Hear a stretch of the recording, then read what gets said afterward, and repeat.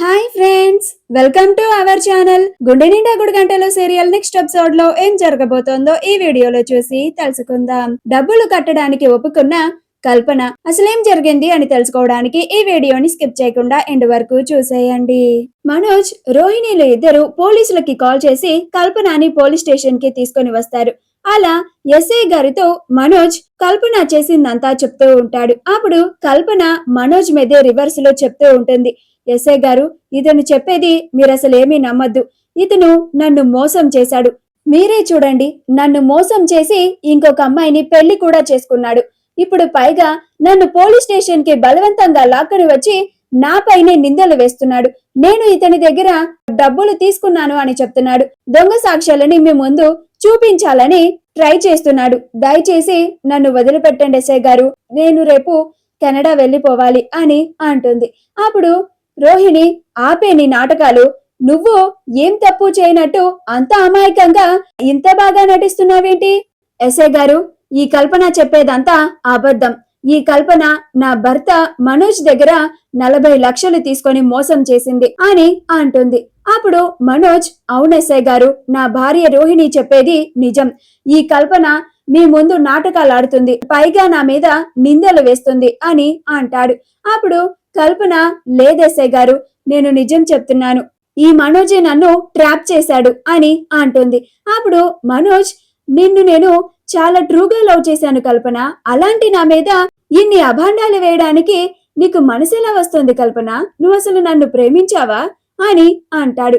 నీకోసం నేను రెంట్కి ఫ్లాట్ కూడా తీసుకున్నాను కదా కల్పన అని అంటాడు. కల్పన పెట్టుకున్న లాంటి జ్యూడీ అమన్ men and women Bali golden studs stylish hoop clip on earrings మీకు కూడా కావాలా? అయితే వెంటనే స్క్రీన్ మీద డిస్ప్లే అవుతున్న షాపింగ్ ఐకాన్ ని కానీ డిస్క్రిప్షన్ లో ఉన్న లింక్ ని క్లిక్ చేసి కానీ వెంటనే మీ ఆర్డర్ ని ప్లేస్ చేసుకోండి.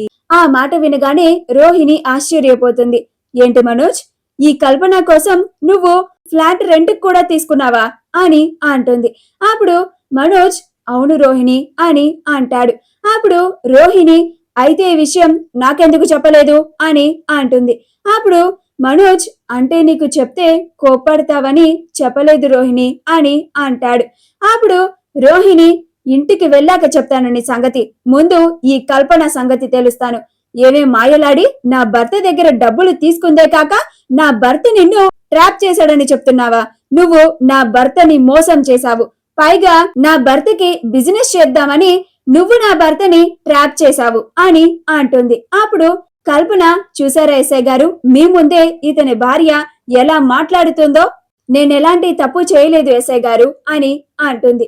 అప్పుడు మనోజ్, చూడండి ఎస్ఐ గారు, మీరే చూడండి, జాయింట్ అకౌంట్ లో ఉన్న డబ్బులని తన అకౌంట్ లోకి ట్రాన్స్ఫర్ చేసుకుంది అని సాక్ష్యాన్ని చూపిస్తాడు. అప్పుడు ఎస్ఐ గారు అది చూసి, ఏంటమ్మా ఇది, నువ్వేమో నేనే పాపం చేయలేదు అన్నట్టు చాలా అమాయకంగా మాట్లాడుతున్నావు, కానీ ఇక్కడేమో నువ్వు ఇతని దగ్గర డబ్బులు తీసుకున్నట్టు చాలా క్లియర్ గా ఉంది.